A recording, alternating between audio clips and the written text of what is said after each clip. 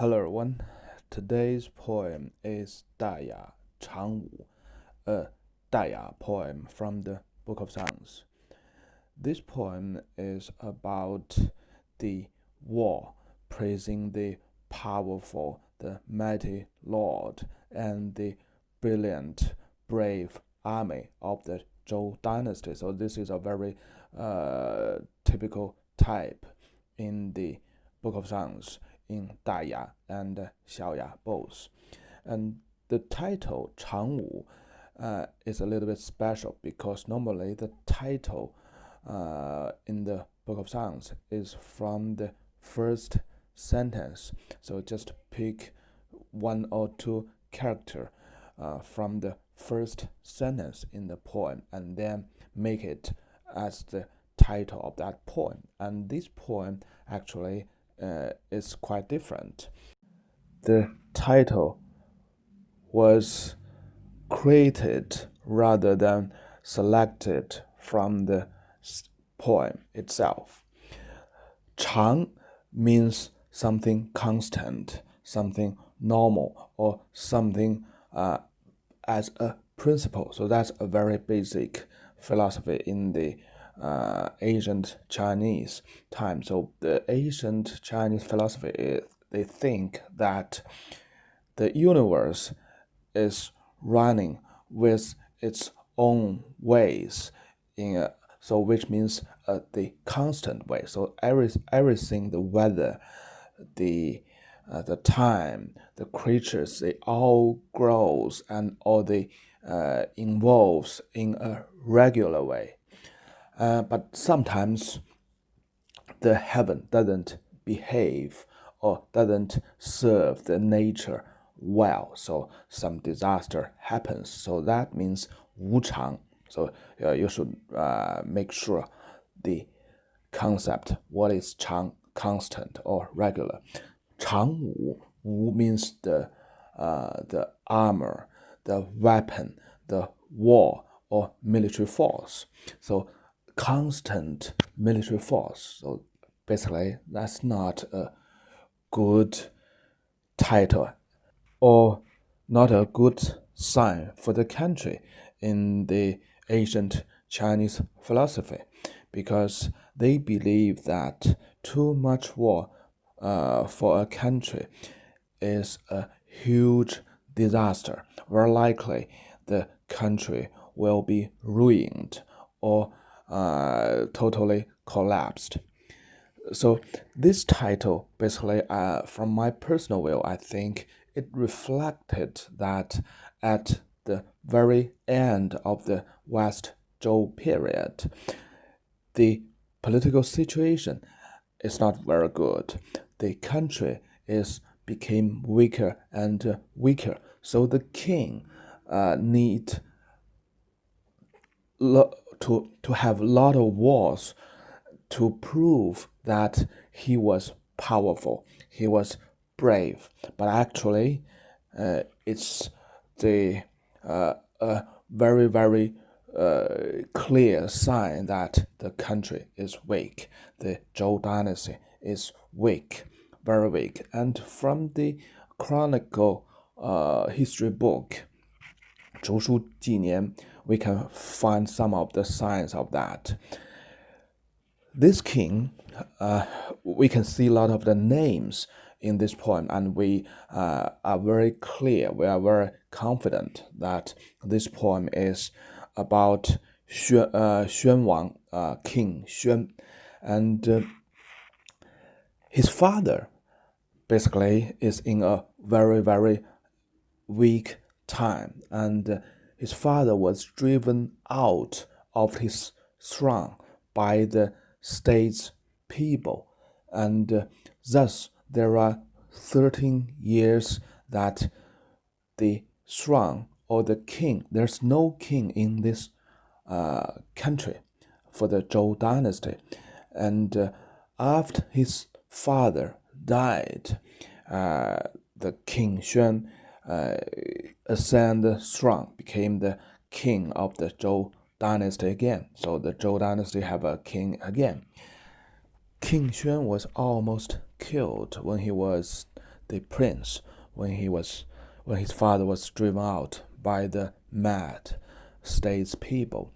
They want to kill the prince, and it was all by a senior officer that King Xuan's life was saved, while at the cost of his own son's life. His own son was killed as the prince. So you can see what a huge impact made on the King Xuan's mind when he was very young people, very likely as a teenager. He was almost killed.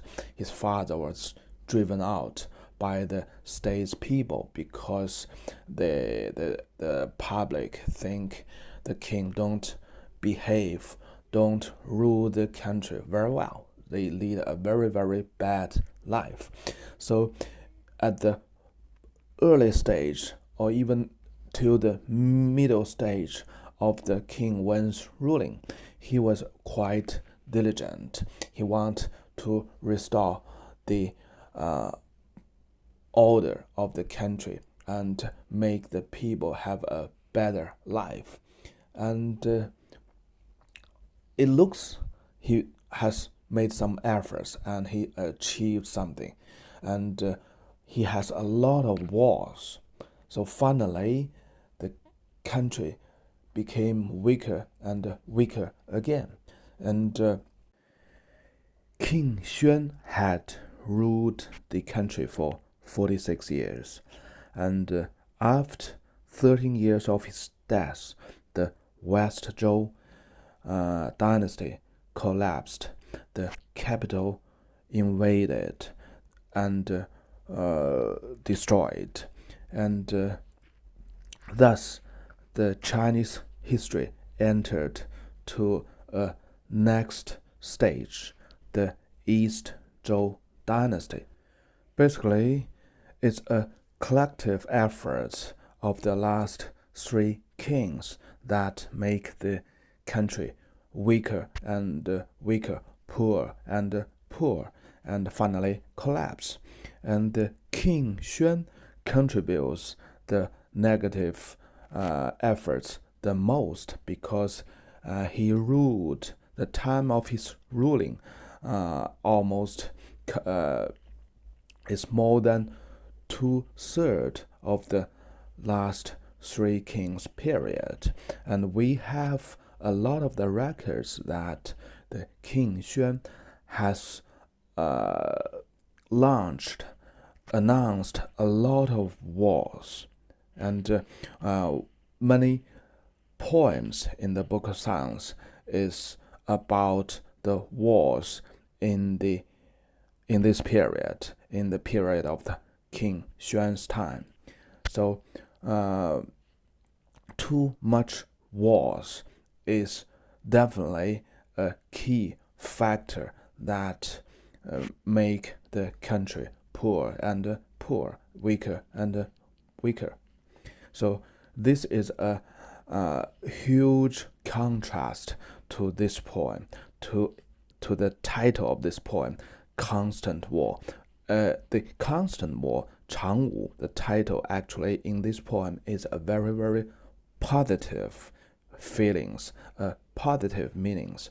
But actually, when we cross-check reference to the history, this poem, this title is really a huge irony. Okay, let's go to the first paragraph. 赫赫明明，王命卿士，南种大祖，大师皇父。It's so grand and bright. The king was making the order to the senior officers, and Nanzhong and Huang Fu was named as the general. 整我六师以修我容，既敬既戒，惠此南国。So we make the 6 armies, and we fixed our weapons, and with the respect, with the caution, we are going to make something good in the southern state. So the first paragraph actually gave us a snapshot that the decision was made. So the king make the order, name the military officers, name the generals. So one is Nanzhong, the other is Huangfu. So these two terms is not is quite familiar, right? So they appears in different types of poems in the Book of Songs. Nanzhong was always appeared in the poet about war, so he should be a very brave and capable general. And Huang Fu appeared in other poems as a senior, very, very senior officer, but somehow blamed by the public people. But in this poem, he was named as a military general. 整我六师 to form, to organize the army. So this is the situation in the Zhou dynasty. So there is no soldier at a normal day. When there is a war coming, the first thing first, the king gave the order to the generals to name the generals, and then the generals will use his drum, use his flag to summon all the peasants, the workers, to form, to organize the army, and all the junior and middle-level officers was named by the general. So that means 整我六师. So it takes some time for the generals to organize the army, and they also need to repair, to check up all the weapons, the chariots. So all the materials, the weapons they need, it takes some time to fix, to repair, and to check up. So after all this, the army was okay for a fight. So let's go to the second paragraph. 王位隐士命程伯修复，左右陈行借我师旅. So a little bit recall to the king's order. The king ordered 隐士. So this is a very, very frequent name in the Book of Songs. 王位隐士, one person. 程父命程伯. 程伯 is one person, the lord of Cheng. 修复, so 修复 should be a senior person. I mean, in the age, a senior age person. The three person, 隐士, 程伯, and 修复, they lead the assistant army at left, at right of the main army. 左右陈行. 陈 means to lay their camp at left and right. That is 陈. When they are fighting in the field, before the fighting, they will lay their army in some way. So that it was also called as 陈. 行 means they march forward. So basically this means 隐士程伯修复 are the assistant general. They lead army in the left and right side of the main army, and to keep clear of the enemies or any threats. 借我师旅. Okay, the next sentence. 率比淮浦行此徐土.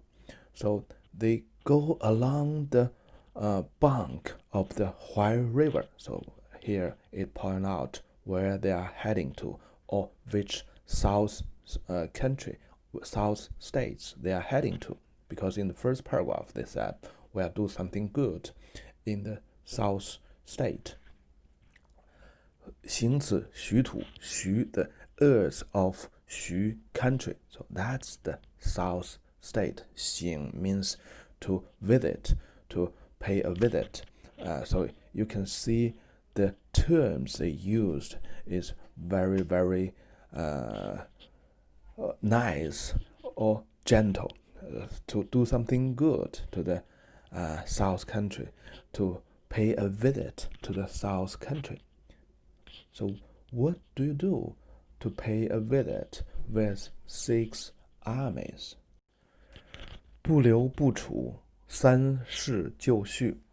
So the target is the Xu state, the south state, and the roadmap is to march along the river bank of Huai River, and the order is don't stay too long and don't rest at somewhere too long, and all the preparation is ready. All the 3 senior officers was ready. 三世 actually is a long word of 三司, 司空, 司马, 司寇. So that's 3 senior officers, and so basically they are the generals as well. So the first and second paragraph basically give us a background of this war. The king make an order to many senior officers, so he has a very, very powerful army with many powerful generals, and they are along the Huai River going to the Xu state. So they are about doing something good to the Xu state. Okay, the third paragraph. 赫赫夜夜有言天子，王叔宝座匪少匪忧. So the troop was so powerful and so disciplined. The king, the heaven of sun, looks majesty, and the king looks so calm and wild, but it's not for a tour, it's not for some entertainment. Okay, the next sentence. 徐方一骚，震惊徐方，如雷如霆，徐方震惊. The Xu state was disturbed, and then the Xu state was shocked. It's just like the thunder. The Xu state was shocked. Xu Fang, the Xu state. Fang refers to a piece of land, could be a state, could be a county. So Xu Fang together means Xu state. Yi Sao means they are disturbed. So the third paragraph basically gave us another snapshot. The troop was strong and powerful, which basically shocked the Xu state, and which also means they have reached the Xu state. It's a long way. You can see the map is something 1,000 kilometers from their starting point. Okay, the fourth paragraph is about the battlefield. It's about the fighting. It's a very interesting way of writing the fighting in the battlefield. Let's see. 王奋觉武，如震如怒，尽觉虎臣，看如枭虎. So the king was breaking out with power,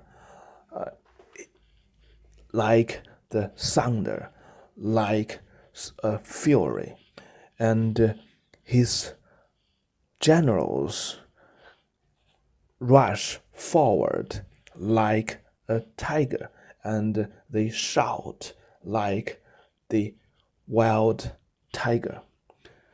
Xiaohu is the tiger shouts.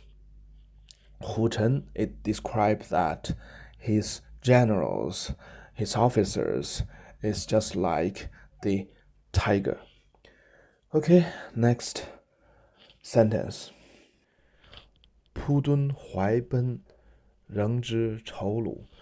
The army was laid out and enforced at the Huai River's bank, and they have a lot of the captures of the enemy. 仇虏 is the enemy, and 仇 basically is not means ugly in the ancient Chinese. It means lower level or humble something. So here means the lower level race of the enemy. So they think the Zhou people, they think they are very decent and high level people, and the other, their enemy, are lower level people, lower level race.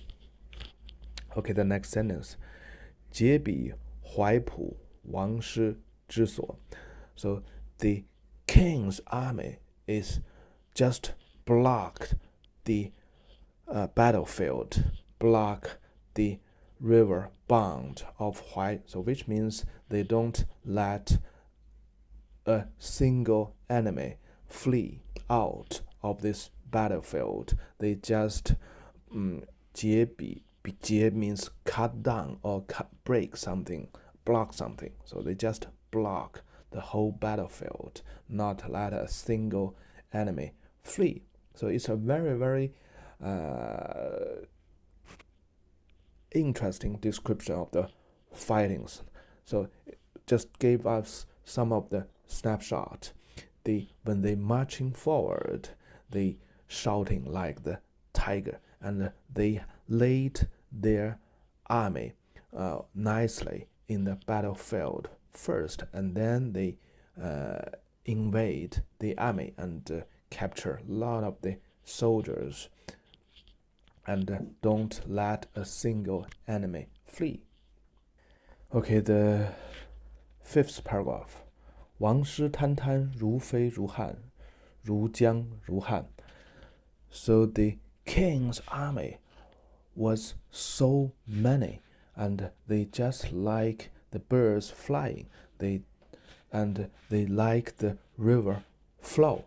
如江如汉. So 如江如汉 here actually is a very localized environment, because the army was in the area of the Yangtze River area. Jiang means the Yangtze River, Han means the Han River. So they are basically have the war in this area, and he just used the river nearby to parallel his army.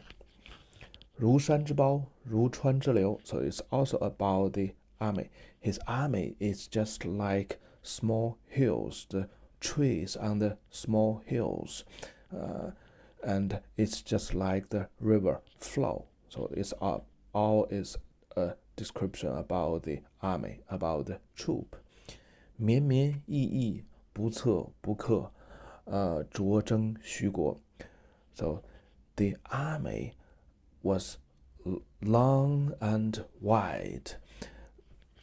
Not a single place they don't detect it. 不测 basically they means they know very well of their situation, of their enemies, and they know very well, and they can defeat any enemy at the front. 不克 so it means they can defeat them. 卓征徐国 so they just take the whole country completely. 浊 wash out. So it's just like to use the water to wash the whole country, and they conquered this country. So this is the fifth paragraph about. So basically, I do believe it's about something after the battle, the first battle, and the enemy collapsed. So they just march forward to their enemy's capital, to the main cities of the enemy state. Okay, the last paragraph is a very, very interesting paragraph actually. 王有允塞，徐方既来. The king looks so generous. 允塞 so generous. 徐方既来. Finally, the Xu states, they come over to us. So basically it means the ambassadors or even the lords of the Xu states, they come to the king to surrender. The next sentence, 徐方既同天子之功. It's all by the efforts of the king that the Xu state was conquered. 徐方既同, the Xu states are with us. So 既同, so that's the philosophy of the Zhou people. They don't claim we conquered you. The Zhou people claimed we are together, we are same, we are the same race, we are the same culture. So if the Xu state surrender, the Zhou people take it as okay, we are the same people now, and you will obey the rules, the orders of the king of Zhou. So that's basically the consequences or the context of this word 徐方既同. But everybody know it's clear. It's a conquering, right? It's a war, right? But they when they put it in a very, very gentle and very, very peaceful way. Okay, the next sentence. 四方既平，徐方来停. So finally, the places all around was flattened. So which means the enemy was conquered or drive out. The place was following the order of the king, and the Xu state come over to the court. So the Xu states come over to the court of the king, the court of the Zhou dynasty. So which means the Xu states, they surrendered and they followed the order of the king. So basically that's the main purpose in that time. It's not about to kill someone, to take the land, to take the people over. So basically the king of Zhou, he would most of the time he would never do that things, take the people, take the land over. He just declare the war to someone who don't obey his order, and when he defeated them, the king of Zhou will ask them to obey the order. So as far as they obey the order, the purpose of this war is achieved. So that's a very, very hard for today's people to imagine, but basically that's the way in that time. And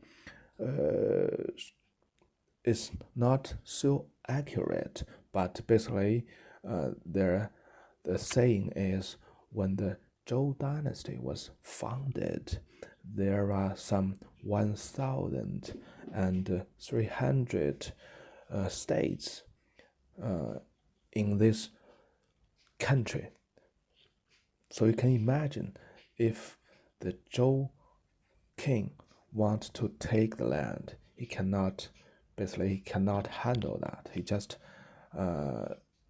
send his order to all those 1,300 laws, and if they obey his order, that's okay. That's so far so good. If you don't obey the order of the king, okay, the king would send his troop, send his army to conquer that state and make them obey the order of the Zhou dynasty. So basically, that's the logic in that time. Okay, the next sentence. 徐方不回，王悦还归.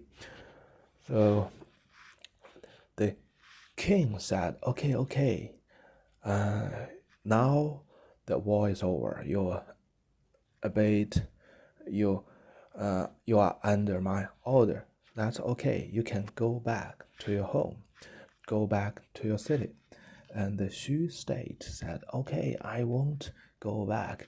I do not want to go back now. I want to stay with you. I want to serve you, or maybe have parties with you, whatsoever. So this is a really funny writings. So, but anyhow, you should know that 徐方不回，王悦还归.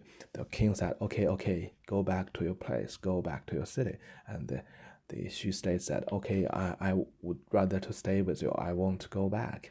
So basically, this reflects that the Xu state was so obedient and was so frightened. So he just want to make sure that the king of Zhou was happy enough and won't kill him or won't do any other harm to his states. So basically, I that's my belief. Okay, that's all about this poem. The poem is a straightforward, simple poem, but the hard part is to understand the background logic, also the background history. So the poem looks like a very easy, very enjoyable, and very happy poem. Anyhow, the content is about a war. The logic behind is the war is not about the land, not about the people. It's about conquering, to let the enemy states obey the order of the king of the Zhou dynasty. So basically, as far as the enemy states, they surrender and obey the order, the war is over. Well, in reality, we know that this poem is about King Xuan, the second last king of the West Zhou dynasty, and very likely the country was very weak, weaker and weaker. But the atmosphere showed in this poem is that the king has so many powerful generals, and the army was so powerful and strong. Very likely, the atmosphere, the feeling, the situation reflected in this poem is not very real. It's a sort of the whitewash to the real history. Okay, that's for today. Bye bye.